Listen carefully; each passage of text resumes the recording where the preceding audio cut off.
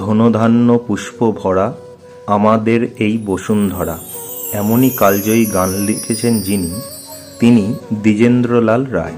এমন কিছু দেশাত্মবোধক গান দ্বিজেন্দ্রলাল লিখলেন যেগুলি প্রকাশ পেলে তার দ্বীপান্তর হতে পারত।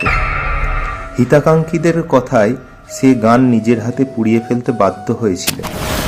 দেবকুমার রায়চৌধুরী দ্বিজেন্দ্রলাল বইয়ের এক জায়গায় লিখেছেন, কবি যখন একে একে স্বহস্তে সেই সব অনুপম গানগুলি অগ্নিসংযোগে দগ্ধ করিতেছিলেন, তখন কহিলেন, দেখছ কেমন জ্বলে যাচ্ছে, দেখছ এ আগুন বাইরে যতটা জ্বলছে তার কি 10 গুণও অন্তত বুকে হাত দিয়ে এইখানে জ্বলছে না।